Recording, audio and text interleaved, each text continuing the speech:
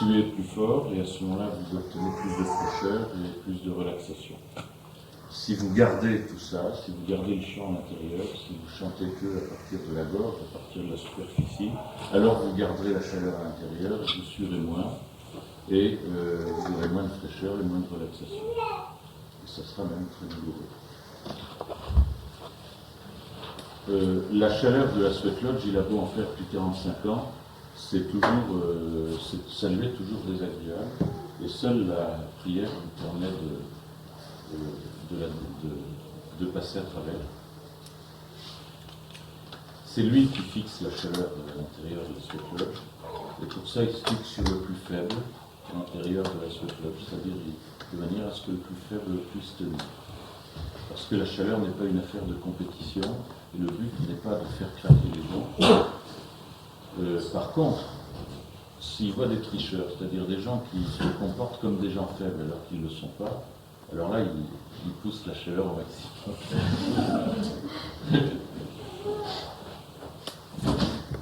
Bon, il existe des faibles, mais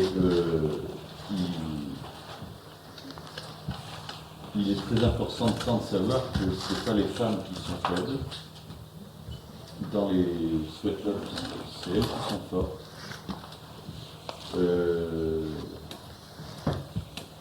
Il a beaucoup parlé de ce qu'est la force et la faiblesse pour un homme et pour une femme. Et notamment, pleurer pour un homme est important et c'est un signe de force. Sinon, s'il ne peut que se retenir de pleurer, il va éclater en violence et il blessera toujours quelqu'un. Et lui-même n'a pas eu un père qui lui a appris ça. Il a été très violent pendant des années. Il allait dans les bars, les nightclubs, les bagarres. Et c'est après, par l'expérience, qu'il a appris l'humilité. Les jeunes sont pleins de vigueur et de haine, qui peuvent être toujours, et sont la matière première des manipulations politiques. Et si on leur apprend que la vraie force, c'est pas ça, c'est pas la violence, alors on arrivera à trouver la paix. Il n'aime pas du tout la manière dont les femmes ont été rendues dépendantes dans notre société, qu'elles soient d'ailleurs dépendantes ou qu'en réaction elles soient engagées dans des mouvements de libération de la femme. Pour lui, c'est un jeu et une convention que la femme se comporte en être faible, alors qu'en fait, pour lui et pour les Indiens, les femmes sont des êtres forts. Et si elle tient dans la sweat lodge, c'est parce qu'elle connaît la douleur, elle sait ce que c'est que endurer, et elle tiendra plus longtemps que les hommes.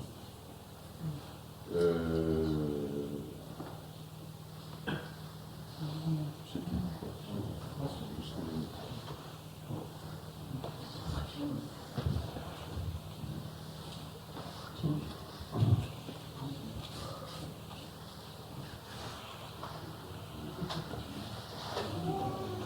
You can ask questions if you want. Est-ce qu'il y a des questions à poser? Archie, I had a question yesterday that I wanted to ask. Several times when you were talking about death, you mentioned that when somebody died, you mentioned like your uncle, he gave away 2,000 cattle. Mm-hmm. Were they 2,000 cattle belonging to the person that died or belonging to him personally? I mean, what is the symbol of his having given everything away? We do not give away something that does not belong to us. Okay. So then he gave away his own cattle. That's right. And why when someone else died, did he give away all his cattle? I don't understand the symbol. Because that's his son. Wait, it was his son that died? That Right. I didn't understand. Okay. When a relative dies, it doesn't matter, it doesn't even have to be a son, it could be a nephew. Somebody in the family. Somebody within the family dies, the whole family gets and pitches in and gives things away. And whatever they want to give away, they just give it away. Because, those are some of the things that this person, while he was living, he cherished those things. He loved those things, and they want no possession of it because, if my friend over there loves the horse that I had, and I happen to die and my son knows about it, he will take this horse and give it to that person. So here, take this horse. It's a memory, you know. It's a memory. So it's always given in memory this way. Give things. You know, today among our own people, there are some politicians among our people. Many of them are tribal chairmen and so forth. They play the politics. They will sit right here, and if that person right there can get a lot of votes for his area, at the next giveaway, I will give something to that person, you know, as a token. You know, hey, so you know, here and there you give. You know, I have seen one gift went through 6 different hands because it was a political thing. This politician gave it to that person. That person just collected all those gifts that he received from other politicians, and he gave them away.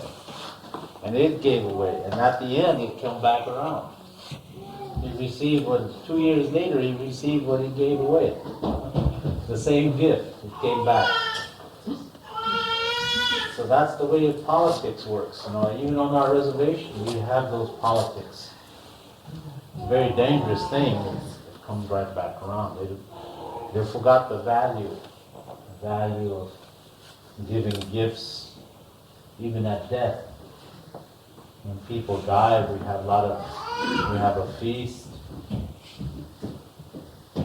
We have a feast, and we also have a giveaway. During a marriage ceremony, you know, in this system it works the other way.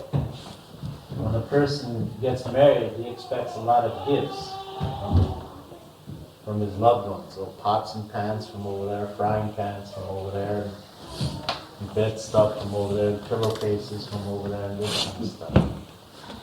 In the Indian way, when a person gets married, it works the other way. It gives away everything. You know? But primarily, everything that person had as a single person. So when a person was single and he had all these things he collected, he gives them all away, she gives them all away, and they start new together. It puts more emphasis in the whole marriage. Makes the marriage worthwhile. So you just don't give away.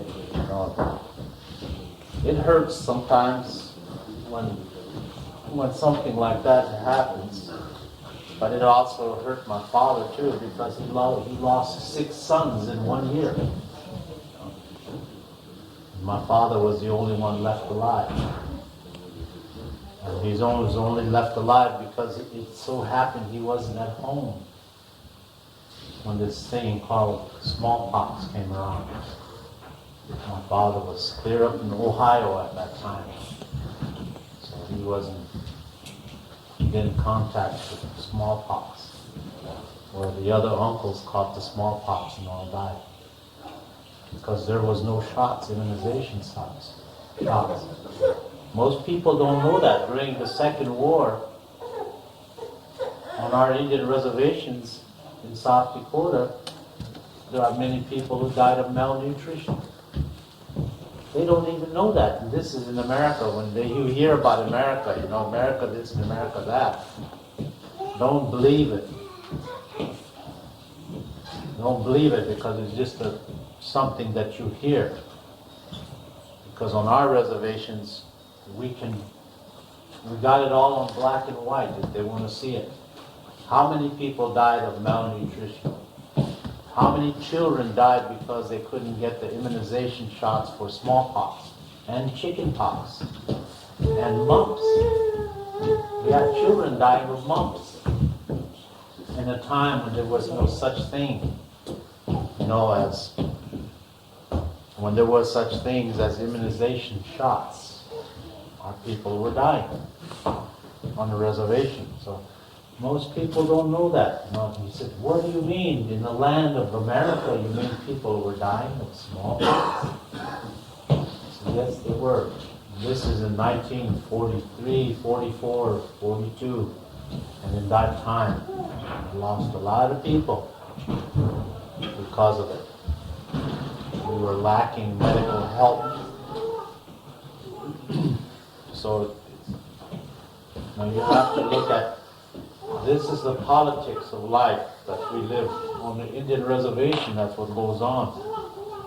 Those of us that were born and raised on those reservations, we know what took place. And it hurts. And the young people that are living today on the reservations, they have not experienced that. And they don't know. So they can't talk about it. But those of us that have went through it, we can talk about it today. And even your commodities that we live on the reservation, we can talk about that. Because this is not food fed to feed animals. It's the worst kind of food that we can take and get given to us. In 1892, the Bureau of Indian Affairs, through the Bureau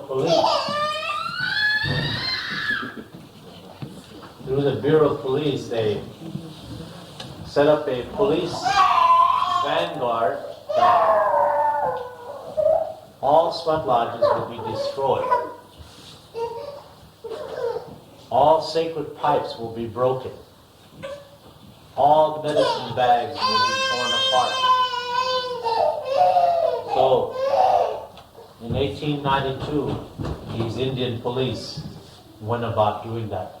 And if you want to hear the death of Sitting Bull, that's the reason why he died. He protected his medicine bundle to the end. And the Indian police by the name of Red Tomahawk came inside trying to rip the sacred pipe from him. And he kept it and he shot it and he killed Sitting Bull. So you know exactly why this man has died. He didn't die because he was going to fight the U.S. Army. He was trying to protect the sacredness of what was given by the Creator.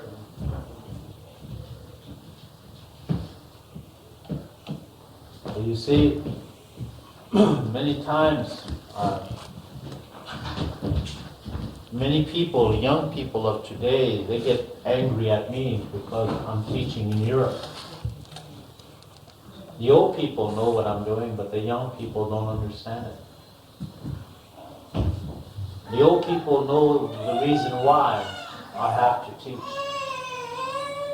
Young people can't comprehend it because they cannot speak their language. All they can speak is English language. If they stop long enough to learn the language, then they will understand what we're doing. But they have been made to forget. And these young people who are growing today, they're in their 30s and 40s. They still can't speak their language. But we have some young people that are growing up now. They are 4 years old, 10 years old, up to 18 years old. They can speak their language. They can sing the songs. They can pray in their language. These are the young, this is our hope for our people, the future. And we have to pass it on. And we have a dead space between the age of 25 to 45. We have a dead space. This is a time that the Bureau almost had us again, the Bureau of Indian Affairs. Relocated us to big cities. Made us forget the language. But it turned itself around. We're starting to get strong again in this way. So sometimes we as humans get caught up in this age limit of 25 to 45. For these are the educated Indians. Educated in the system, but not educated in the spiritual teaching of their parents, of the grandfathers, of the old people. Many, many of them, I would not say 100%, I would say 50%, as high as that. But you can see many Indians coming along that look like Indians. They are Indian, but their mind is not Indian. And there are many people that are half Indian and 1/4 Indian that capitalize on the full-blooded Indian. That is also a dangerous spot. But there are also a lot of full-bloods that are more social than they are spiritual. Social being, as we call it today, the materialistic place. They drive big Cadillacs. Some of them even today Mercedes. They have big houses. They have all this, you know. People, you know, people always say the same thing about Lame Deer. Because he lives in a big house. You know? If they took that house away from my auntie, we wouldn't have nothing to live into. We don't have a house. We look at life. We know the way we live, so we don't care like everybody else. We're part of the homeless people. My grandpa once said, my great-grandfather, Lame Deer, once said, in 1856,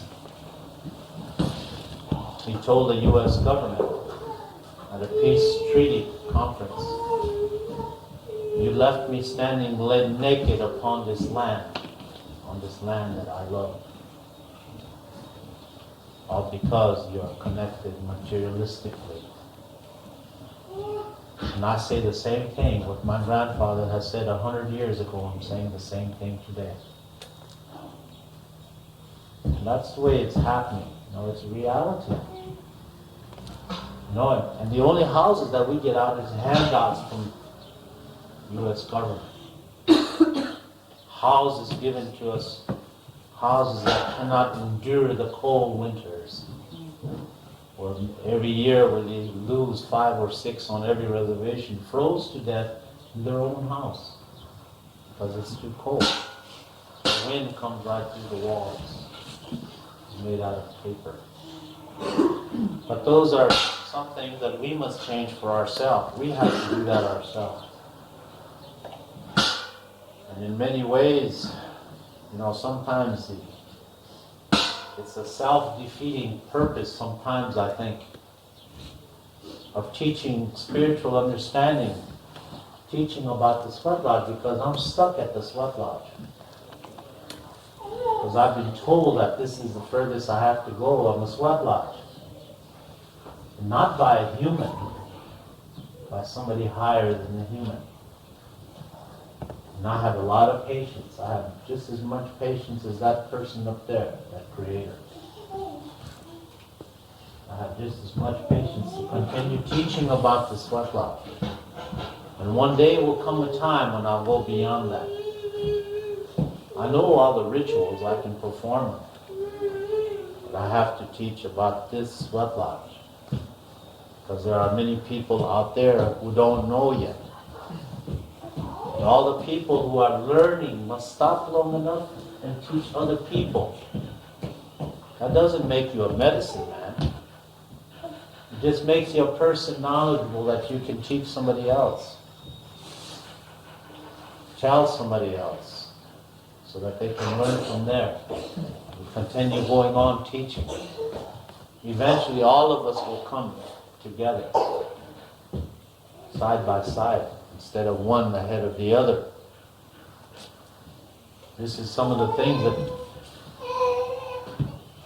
my people have suffered, yes, but I can't stay here long enough to keep telling about it and quit crying about it. I've got to do something about it. And to do something about it, I've got to go out and teach the more meaningful things, the beauty of our spiritual teaching, the beauty of our, what you call religion, our spiritual understanding, the beauty of that, the beauty of the earth, the planet, how beautiful it is that the trees do grow, and regardless how much we pollute the air, the trees still grow. And the fish still swim as much as we pollute the waters. They will continue to grow. The world will go without us, even if we destroy ourselves. It will continue to go. And we must be very well aware of somebody who tries to destroy the earth. We have to watch all the time. So it's a beginning. It's starting right from the earth itself. You're starting right from the dirt, from the earth in the sweat lodge. You're sitting upon the earth. You're starting up. Like growing, being born again, going in the sweat lodge, and being in the womb of your mother, and coming out. Being born again. Feel good, feel great to be out. There's no one here can tell me that it doesn't feel good to get out of the sweat lodge. Because I feel good every time I get out of the sweat lodge. I don't say I'm happy it's over. I'm happy to come out of there. It feels good outside. You're used to comfort, so you go outside and you feel good about it. Good outside. Feel good. Inside that sweat lodge, no one have ever died in the sweat lodge, so don't worry about it. If you think for the women who are going to be in there for a long time today, don't let it into your mind that you feel like you're going to die. Of course, that's everybody's feeling. When it's so hot inside, I'm going to die. We're not going to die. We have never allowed no one to die. When we feel that you should get out, we'll open the door. And I'm not going to keep that door closed forever. I'll open it. I know how much you can take. And if we go beyond that, you're going to be screaming, "Let me out of here!" I've heard that panic before, many times. That everybody forgot how to pray, everybody forgot how to say Mitaku. I asked in all my relations, they forgot how to say that. So they start screaming. I've heard such words as, "God damn it, let me out of here." I've heard that one time, not one, but many times. I've heard such things as, "God damn, it's hot in here." I've heard that, No, it's just some things that you hear inside. I heard it in the more finer tones than that too. And I also heard it in tears. I heard people crying because it's too hot in there. So you hear all kinds of things going on in the sweat lodge. Many funny things too. Some people laying there in the door. This is the end of the sweat lodge. I've seen that too. I've seen so many of them. Some people sticking their hand out. I like to go along and step on their hands if I'm outside. I love stepping on their hands and seeing I see so many funny things inside the sweat lodge. There are many, many funny stories behind the sweat lodge. There are just as many serious as there is funny. There's always laughter. You're not permitted to sit there very sad looking. That's for the church. You're sad over there. In the sweat lodge, you learn how to laugh. Learn how to laugh. I tried that. When they sent me to the Catholic school after my grandfather died, I couldn't stand this church I was in. I had to kneel down, and I had to go like this or like this. That's the way the priest taught us. You can't just sit there. You got to go like this, or like this. It was the hardest thing for me. I have to kneel down, the ding, ding, ding. That was the hardest thing for me to understand this Catholic Church. It's going up and down. Stand up, sit down, up and down. time to go communion. After a while, it just becomes natural. Go on. Blessed. You go in confession, and you don't know what to say. You haven't committed no sins. But you still have to go to confession anyway. It's a communion. You see, confess, you can't confess the sins. For me, it was very hard. So I used to take rubber bands. And the priests are always going up and down, over here for the men, over here for the nuns. Now I know for a fact that at that time the nuns had no hair. They cut off all their hair, so they were bald inside. So I'm sitting here with the rubber band, Nobody's looking. Right behind this nun's head.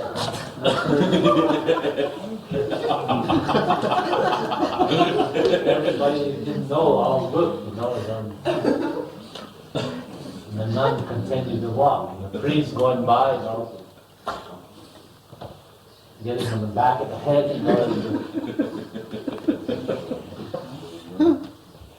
And you're laughing, I used to do this in the Catholic Church. I wanted to laugh inside, but we were not permitted to laugh. We had to go. To me, the first time there, those statues standing up there, what they're standing around for? I'm looking at those statues and this man that's hanging up there, What an awful feeling, to be hanging on the cross and ever reminding you this person's hanging with violence on the cross. It was so hard for me to understand it, coming from spiritual teaching of my grandfathers and coming inside and see this thing going on. And one day I caused a fight, and that's what stopped me from shooting people in the back of the head.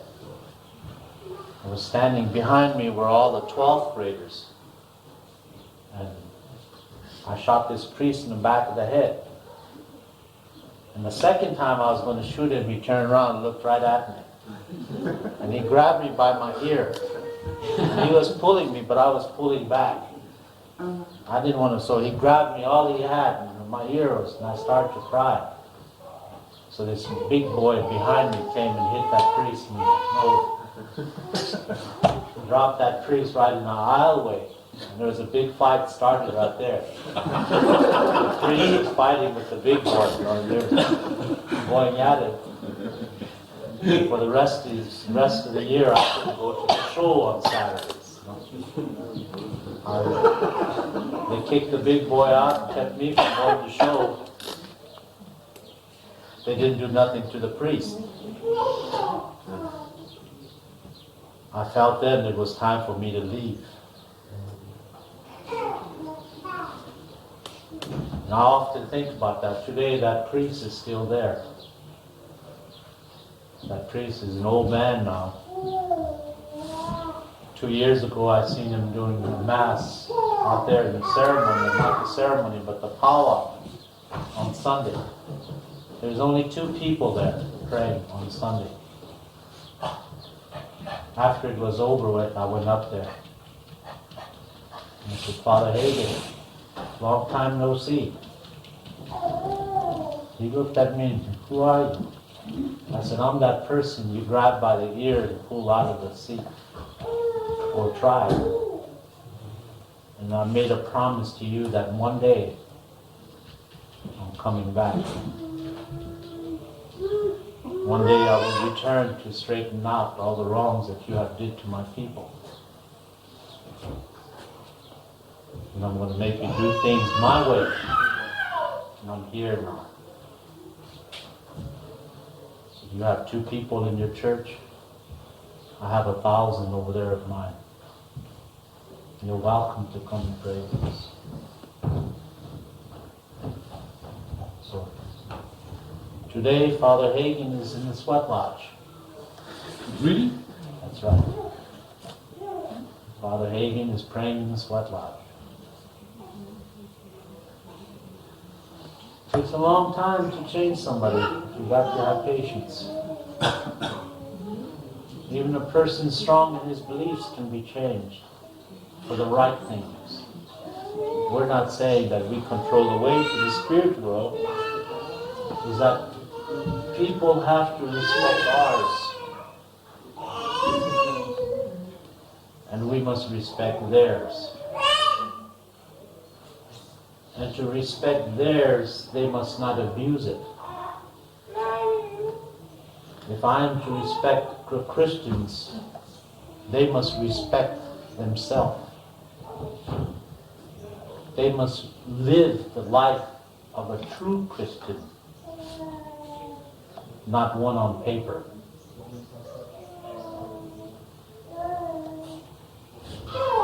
And only in this way that self-respect for one another works.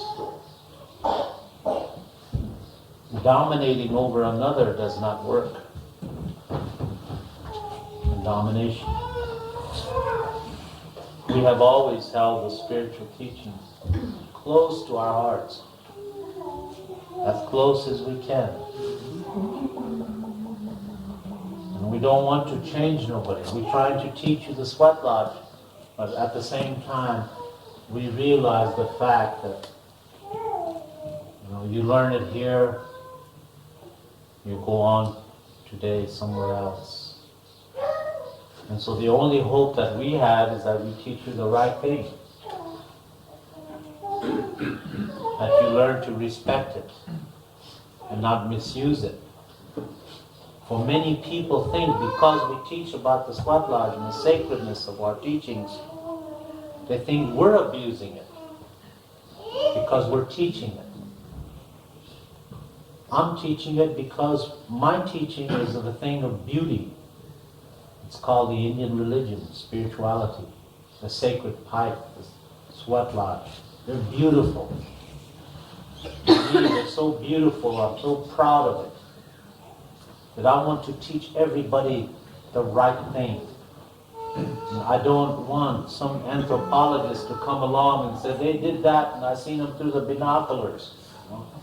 No, I want them to participate and then go out and tell about it. And they will have good feelings when they tell about it. That's what they have to do. And only in that way that other people will understand it. In other ways, you cannot understand it. It hurts. Now, I was just reading, I'll let you read it before I leave. I have the pictures of the buffalo calf pipe. I didn't take the pictures. It was taken a long time ago by an anthropologist. But what he said in there, I will read it to you. And that's the way they thought. And if this man was taken and put through the paces of putting him in the sweat lodge, let him learn the language, let him learn the true understanding of the sacred pipe, he would have wrote something beautiful. Instead, he put a lot of negative things in there. Now, it took me many years, over 40 years of searching to find somebody who wrote about it, and I found it in the archives. They tried to hide it, but I found it. And I took copies of it and I brought it. So I can tell people that if you want to write about our ways, you must participate. And come inside and pray with us. And that's what I do. I'm going out there to teach you the right things. So you will learn to respect mine. And I will learn to respect yours. It's very simple. That's the way humans are supposed to be. I've always understood that. So you have to teach you the right thing so you learn how to respect mine. And you go down the road and say, oh, it's beautiful. You can say it. But if you read it from second-hand information, you will never learn to respect it. Because all you did was read it. No, they said that, no, you did this, you took scalps, you know. Took scalps. Who did we learn it from? We learned from the Englishmen how to take scalps. We didn't do it because we wanted to. We learned it from the Englishmen how to take scalps. Because there was bounty. There was $10 bounty on an Indian man. There was $5 bounty on Indian children's scalps from the Englishmen. And that's how we learned how to scalp people. Because they were doing it to our children. You gotta learn it. Turn it around. It's history. I'm going to teach you the right way.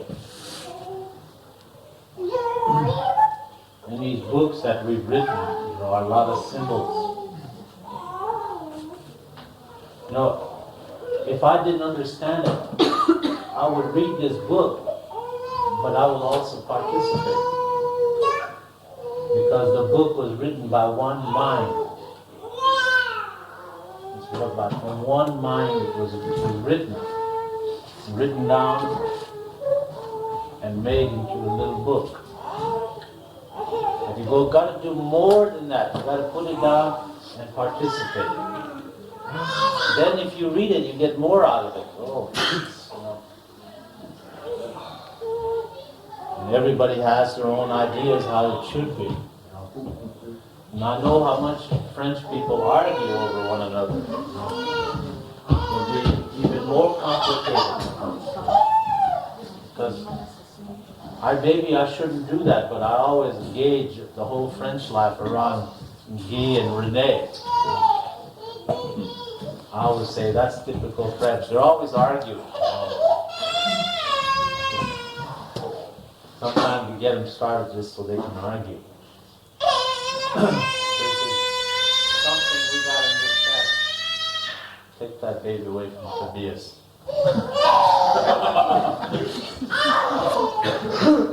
He pinches babies.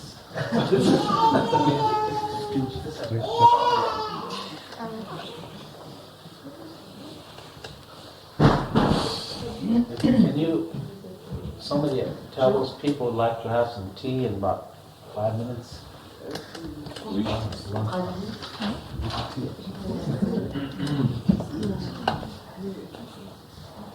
Et quel est enseigné? Roberta avait demandé pourquoi son père avait donné 2000 vaches, à quelle occasion il les avait données. En fait, c'est plutôt son grand-père, c'est quand son grand-père a perdu dans la même année 6 de ses fils. Et il leur restait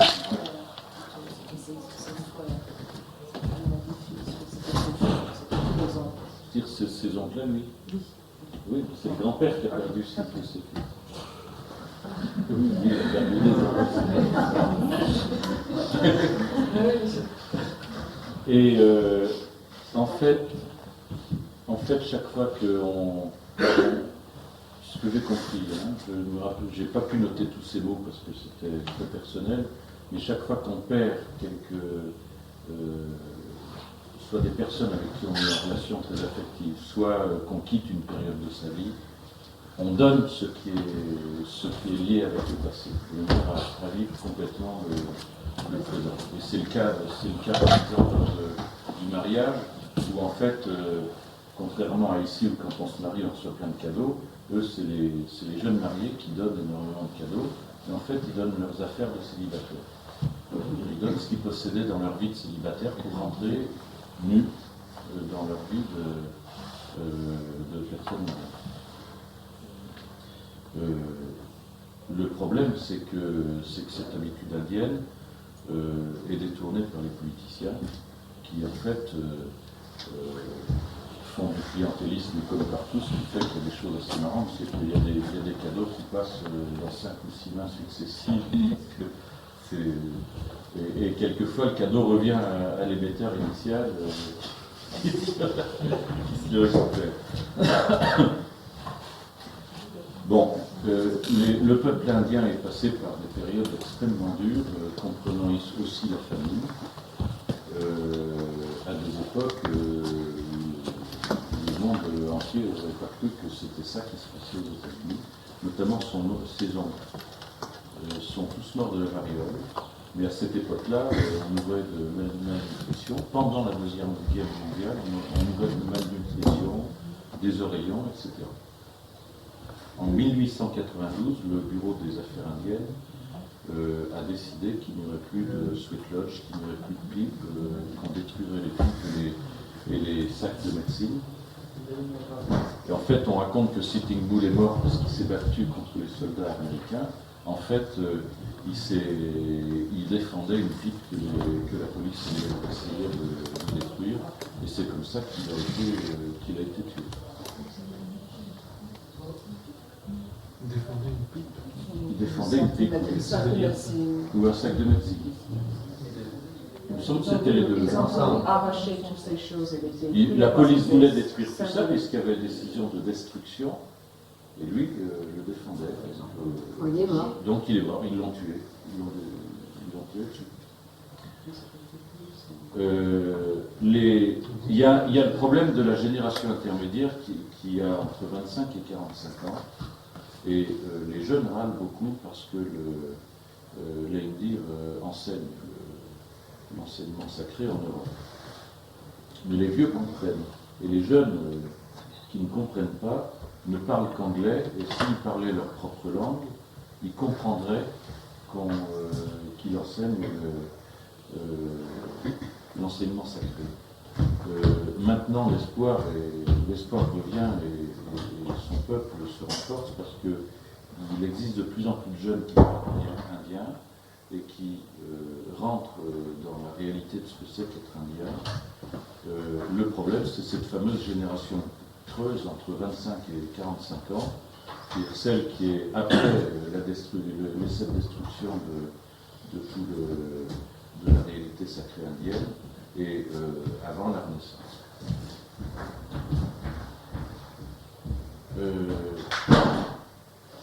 Ceux-là, en fait, ont l'air tout à fait indiens, mais ils sont matérialistes, ils sont beaucoup plus occupés par les biens matériels que par la vie spirituelle.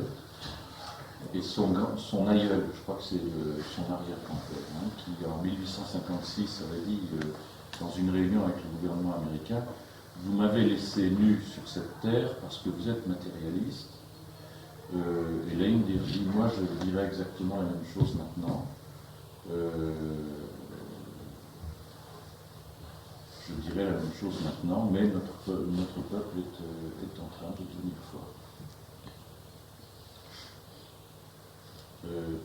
Les anciens lui ont dit de ne pas aller, les anciens, en tout cas des êtres qui sont plus que des hommes, lui ont demandé de ne pas aller au-delà de la sweat lodge. Et effectivement, donc, il est complètement occupé à diffuser la culture de la sweat lodge, les rites de la sweat lodge. Et il le fait, et il a beaucoup de patience. Et il le fait parce que c'est beau, et parce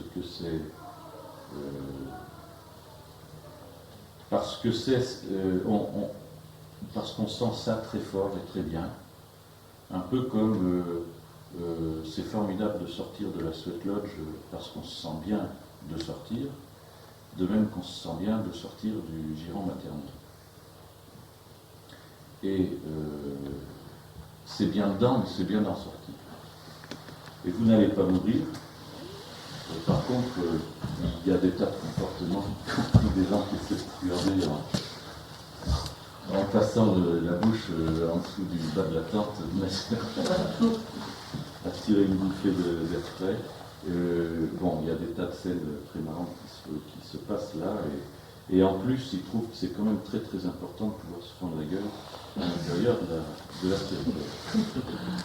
De même que lui, il ne comprenait pas pourquoi dans les églises catholiques, c'était pas bien vu de se marrer. D'ailleurs, il avait eu des problèmes à ce propos-là, parce que on leur apprenait des tas de singeries, assis debout, prier, la clochette, raconter ses péchés alors qu'il n'avait pas de péché. Alors... You said you had no sin, right? When you got confession in the church. Donc il n'avait pas de péché. Et, et il balançait des élastiques sur les prêtres, sur les prêtres et les bonnes sœurs, qui étaient chauves, hein, les bonnes sœurs étaient chauves à l'époque. Et une fois, le prêtre s'est retourné avant de recevoir l'élastique et il a failli lui arracher l'oreille, ce qui fait que ça a démarré un pugilat parce qu'il y a un grand indien costaud qui l'a défendu et toute l'église s'est mise à se battre. Et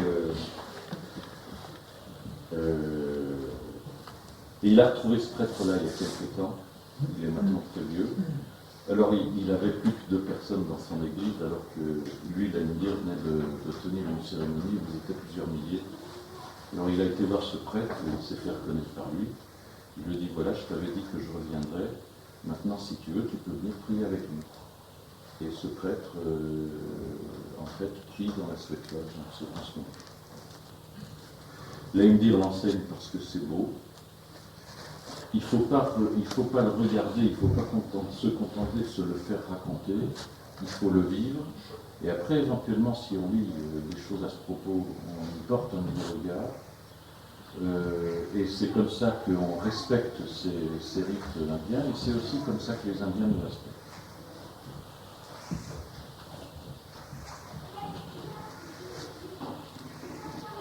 We'll start with some tea.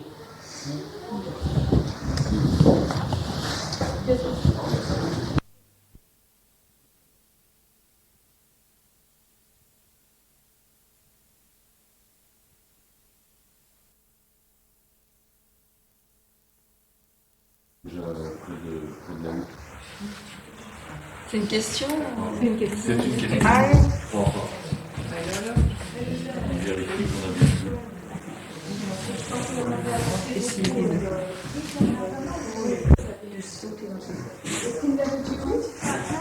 For the women, sweat lodge and stuff.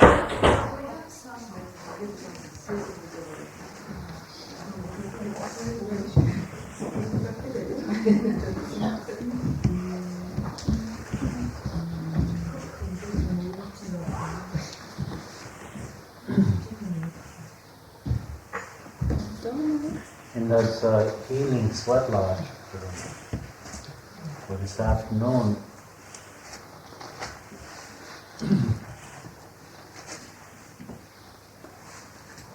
We try to learn to heal ourselves, our own self.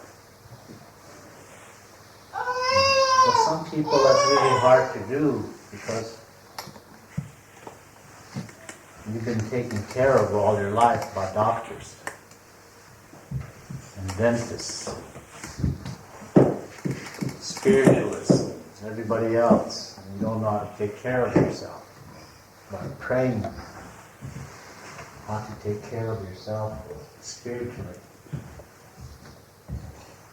And I mentioned this last time that I went to a confession, and I couldn't confess nothing to a Catholic priest. I couldn't tell him nothing. Why am I going to confess to this man who I put him in the same position as the Creator? Therefore, we learn personally from that experience. I learned how to pray in my own way. I don't need to memorize Bibles. And if you try to memorize that Bible, it's going to confuse you more. It's a book of confusion. One Old Testament contradicts the New Testament. The New Testament contradicts the Old Testament. And one language contradicts another language, and this kind of a thing, all within this book. And really confuses more and more. Young people today are getting more educated than their mothers and their fathers. And the more educated we get, the more we learn to understand the books that have been written. And it confuses them. And in 1979, when we had a gathering of medicine people, the old people said, "Look, here they come. They got backpacks on their backs. They're coming. They're not Indians. They're young white people. Why are they coming? They're coming to the Indians to search. Because mother and father didn't teach them nothing. Because mother and father were busy going to work. Because they had to make a living. And so the children were left alone with the school teachers and babysitters. And by and large, they wind up raising the children. Whereas every day you look in America, every day there's children being raped by school teachers, abused by principals. See it over and over and over again. So we have to stop and learn to hold on to our children. Hang on to them. Teach them whatever you learn. And the elderly people that were there said, these children are coming, and they're coming around our teepee now, and they're scratching the teepee. They want to come inside. They're searching. They want to know. They want to know why we existed for so long with our spiritual teaching.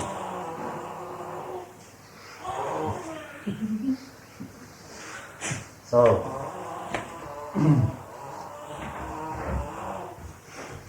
in many ways we said, well, we have to open the door.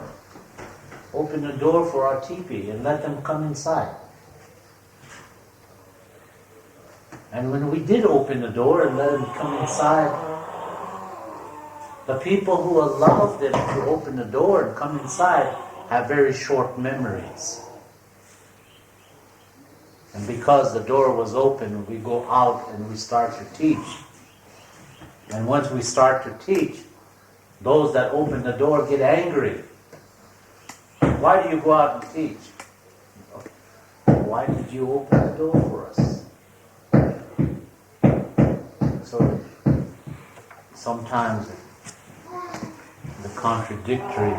The children are coming. They got to learn. And in order for our children to learn, we must learn. That's why you're here. You don't know that, but that's why you're here.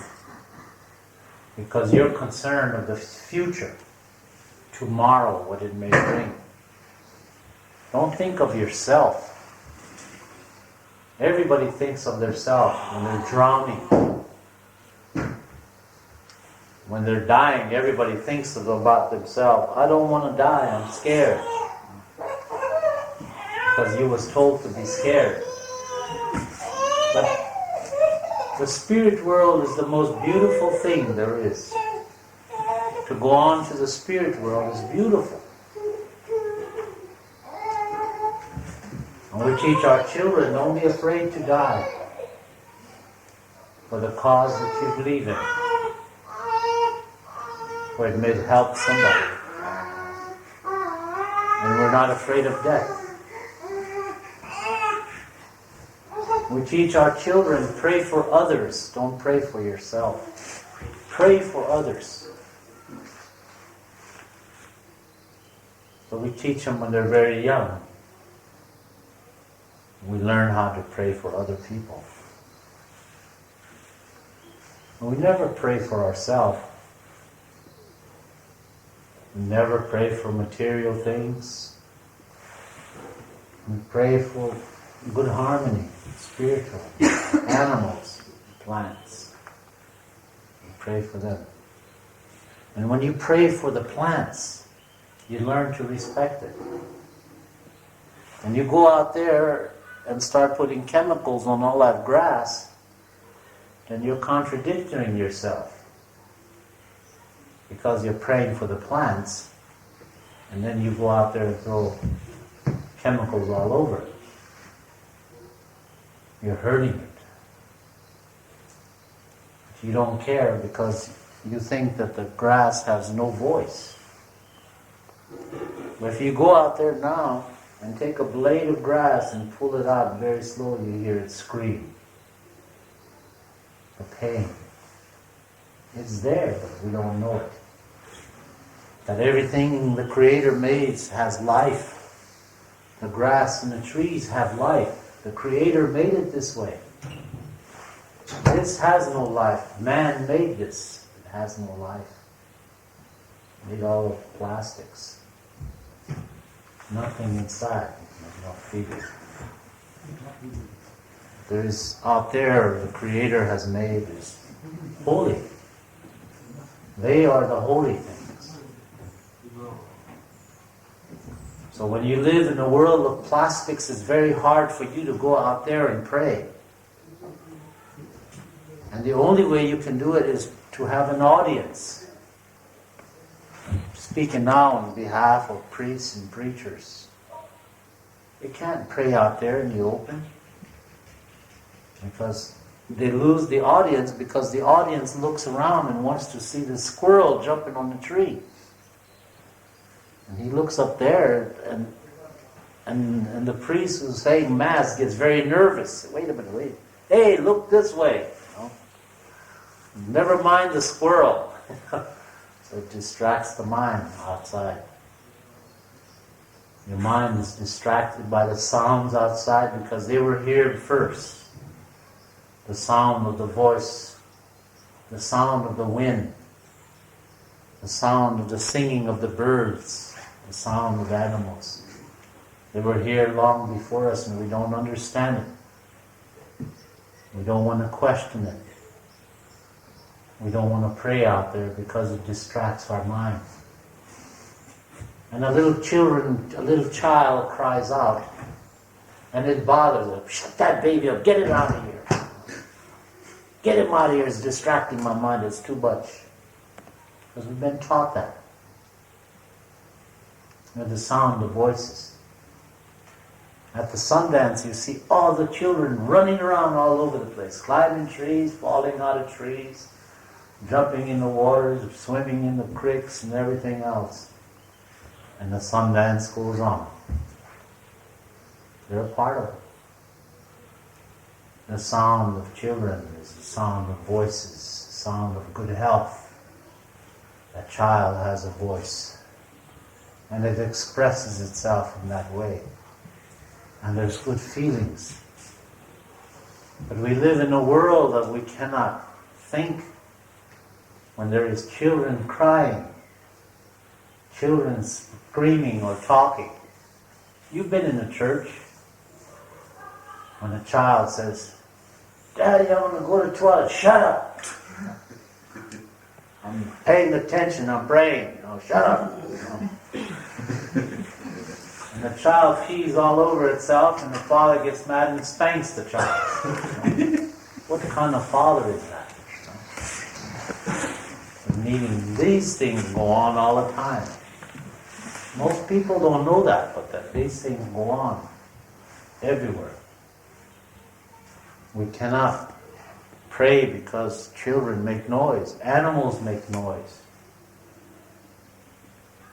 And sometimes, of course, there is an annoyance. Annoyance is, we're trying to pray, and those two guys sitting over there, they're thinking about their youth. They used to drink in a bar someplace and got crazy. These two women over here are talking about their old boyfriends. That's distraction. Just go out there and talk about your old boyfriends. Don't let your new boyfriend hear about it. So these are distractions that we run into. And the reason why I'm saying this is because at the sweat lodge there's only one fireman.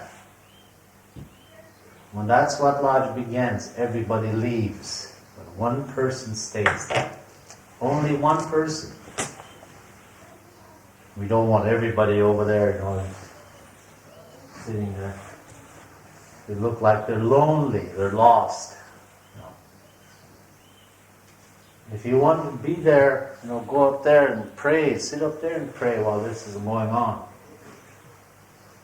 When the women healing sweat is going on and the men have nothing to do, create your own circle up there on the side of the hill and pray together. It's more beautiful that way. Or when the men do that tomorrow, the women can gather and make a circle someplace and pray together. It's always a distraction. When people are holding a ceremony and they're praying inside the sweat lodge, there's people talking outside. This person is trying to concentrate on the prayer, and he's completely, totally distracted by somebody talking outside or laughing, and getting crazy outside. We have to take it away. Just leave the firemen there. Yesterday we had a reason for letting people there because there were children inside and their mothers and their fathers have to be there because those children get nervous and they come out crying or they get scared and they have to hang on to somebody and they are taught not to hang on to strangers. So their mothers and fathers, it is obvious that they have to be there. So only at this time we allow the parents to be there. Or even if a child doesn't want to go inside, you don't push that child. Or if he wants to go inside but he's scared, go inside with your child and pray with him. It's very simple to do that. My son has been doing it since he was 2 weeks old in the sweat lodge. So it's part of his whole life. It's natural for him. It doesn't matter to him where he sweats. You can go sweat in Russia right now. It doesn't matter to him. The earth and he are one. So it keeps life this way. It doesn't just one spot. It's moving around. So when this women's sweat lodge is going, we have one fireman or one firewoman. It doesn't matter which way. We'll go on. It doesn't matter how long it goes on. It's 64 rocks. We're going to use 64 rocks. Probably the first door will have 8 rocks. The next door there will be none, but the following door will be 4, and then 4. And we all come outside and we go back inside again. And then 16 more rocks, 4 doors again. And come out, go back in, 16 more rocks. And we go back in the third time, we smoke the pipe. And the last 16 rocks, which will be 64 rocks altogether. By that time, you're going to find out that 4 hours disappeared. Time is so short inside of the sweat lodge. In total darkness and prayers, there is no time element. But you're going to find out that you've been in there for over 3 hours. But when you're concerned over it, you go in the sweat lodge for 10 minutes and it feels like you've been in there for 2 hours. Because you're concerned. But when you're praying inside, time goes flying by very fast.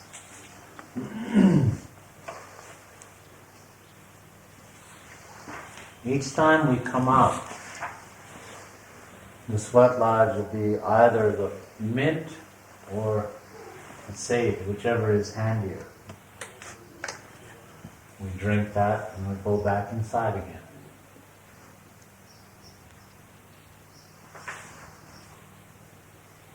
It's a lot easier, I think. It's a lot easier because just be happy that you don't have the tribe in North Dakota. About their names. There's a tribe in North Dakota that runs 1,200 rocks from sunup to sundown. Sweat lodge. 104 rocks at a time. Be happy we don't have that tribe here. We'll be all gone by noon. I know how hard it is because I participated in one of them and I avoid that tribe to this day. When they come looking for me, I run the other way. I helped run the sweat lodge for them, and I thought it was going to be only half a day. I was okay. But when I seen that sun going and going and going,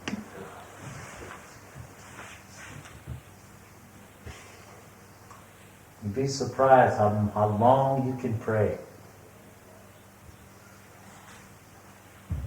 And when you get out, you just don't walk out, you crawl out and you fall down. Now, if you want to lose weight, that's the one you lose weight on 1,200 rocks. There'll be nothing left of you by that time. Very hot and long. And where we had it was, the ocean was right there, so we came out, walked right into the ocean. Came back out, went right back in. It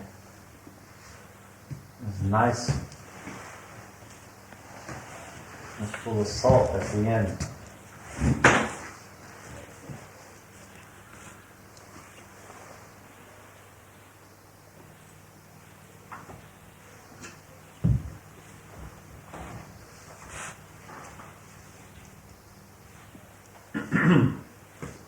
Le but de la spirituelle de guérison, c'est d'apprendre à se guérir soi-même. Or, jusqu'à maintenant, le but de la spirituelle de guérison, c'est d'apprendre à se guérir soi-même.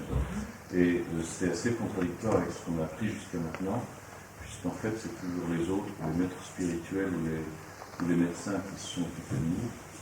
Et ça lui rappelle la fois où il fallait qu'il se confesse et où il n'arrivait pas à se confesser parce qu'il n'arrivait pas à comprendre comment un homme pouvait se mettre dans la position du Créateur. Ce qui fait qu'il a appris à prier tout seul, sans Bible, parce que la Bible est un livre de confusion et de contradiction. En 1979, il y avait un congrès de médecine et ils ont vu arriver des jeunes blancs. Ils se sont demandé des jeunes blancs avec un petit sac dans le dos.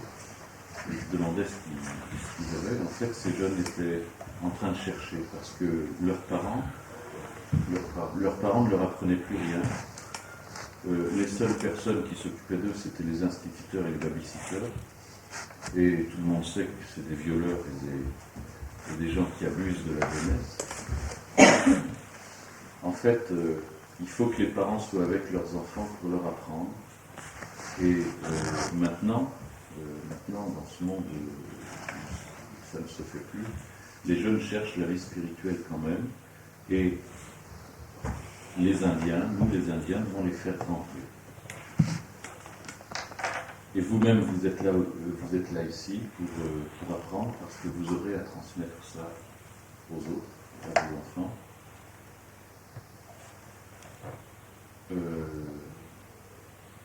Vous avez peur de la mort parce qu'on vous a appris à avoir peur de la mort. Ce que nous enseignons aux enfants, c'est n'ayez pas peur de la mort. Quand vous priez, ne priez pas pour vous, mais priez pour les autres. Ne vous intéressez pas aux biens matériels. mais priez pour l'harmonie de la vie, des animaux et des plantes. Et si vous priez pour les plantes, vous respecterez les plantes. Et vous sentirez la contradiction qui a étalé des produits chimiques sur l'herbe, parce que tout le monde croit que l'herbe, ça ne pleure pas, mais l'herbe, si on la tire tout doucement et qu'on écoute bien, on sait qu'elle pleure.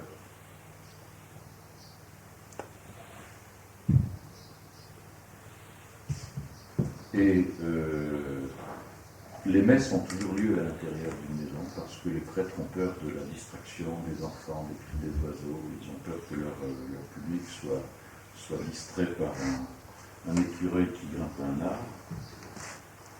Et en fait, au contraire, ça n'est pas une distraction. Les cris des enfants, par exemple dans les Sundance, dans les danses du soleil, il y a plein d'enfants qui grimpent aux arbres, qui s'amusent, qui courent, qui tombent, qui crient, qui chantent. Et ça fait partie de la vie, au même titre que les animaux, les chants des oiseaux et les plantes. Et en fait, ça fait partie de la danse du soleil.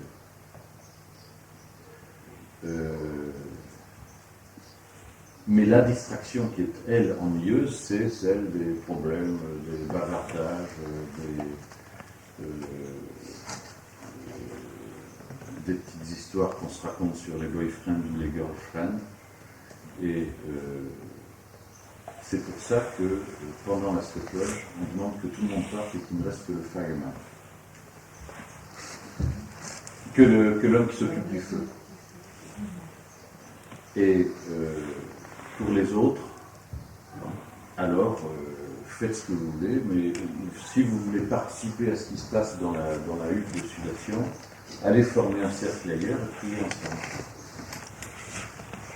Mais vous les gênerez si vous êtes à côté, donc c'est pour ça qu'on vous fait partie. Vous les empêcherez de se concentrer parce qu'ils entendront vos bavards. Alors cet après-midi, tout à l'heure, il y aura 64 pierres, probablement 16 pierres entre chaque sortie. À la première porte, on rentrera 8 pierres, à la deuxième, probablement 0, à la troisième, 4, et à la quatrième, 4. Et là, tout le monde sortira et boira de la sauge ou de la menthe. Et ensuite, à chaque série de 4 portes, il y aura 16 pierres. Et la dernière série, c'est-à-dire après la troisième sortie, ça sera 16 pierres et la pipe. Et vous verrez que le temps s'écoule très vite et que la surprise, c'est de voir qu'on prie aussi longtemps. Surtout quand c'est dans des sweatlodges qui durent longtemps. Le temps s'écoule très vite dans ce cas-là, alors que quand on est dans une sweatlodge pour 10 minutes, on a l'impression que ça dure des heures. C'est-à-dire que la notion du temps est complètement absente de la sweatlodge.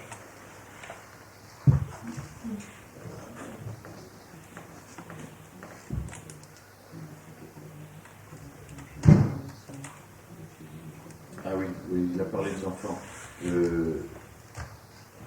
Les gens quand c'était la séance des enfants, c'est un peu différent parce que les enfants ont besoin d'être sécurisés par la présence de leurs parents. Et s'ils ont peur, alors c'est pour ça qu'on admet que le parent rentre avec lui pour prier. Et puis on admet que les parents sont là pour quand ils sortent, s'ils ont peur, de manière à ce qu'ils puissent se réfugier dans les bras d'adultes. Et comme ce qu'on leur a enseigné, c'est que quand on se réfugie dans des bras, c'est toujours dans ceux de ses propres parents, il faut que les propres parents soient là.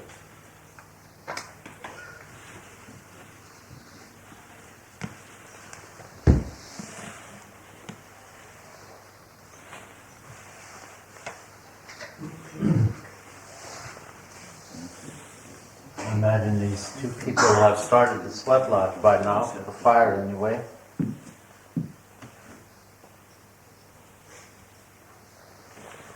We're going to stop now till after lunch, for about a half hour we'll talk, and 3 o'clock we'll be going on the sweat lodge. So we'll stop from 12:30 to 2. half hour we'll talk, and then spotlight is at 3 o'clock for the women.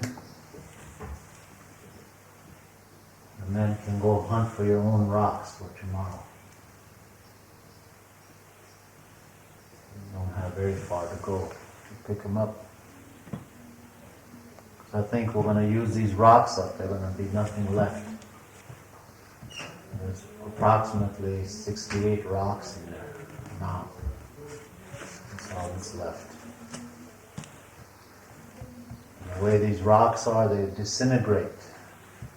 They break up into little pieces.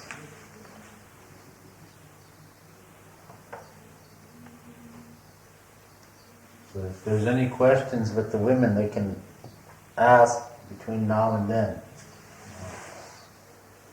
Those of you that want to write your will, you can write on this yellow pad here. You can leave your husbands or your boyfriends or something.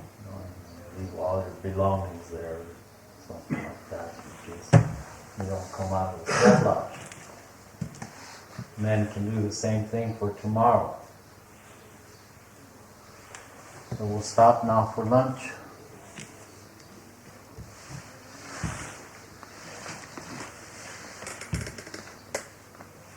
Bon, on va s'arrêter pour déjeuner. À midi et demi, de midi et demi à 14h30, il ne se passera rien. À 14h30, si je me trompe sur les heures, vous me corrigez. À 14h30, il y aura un enseignement pendant une demi-heure. Et à 15h, la sweat lodge des femmes commencera. Pendant ce temps-là, vu qu'il ne va probablement rester rien du tout des pierres ce soir quand ça sera fini, pendant ce temps-là, donc les hommes iront chercher les pierres pour leur sweat lodge de nuit.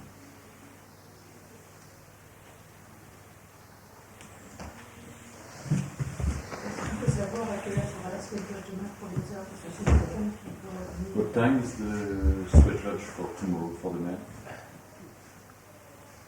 It'll be around noon. Midi.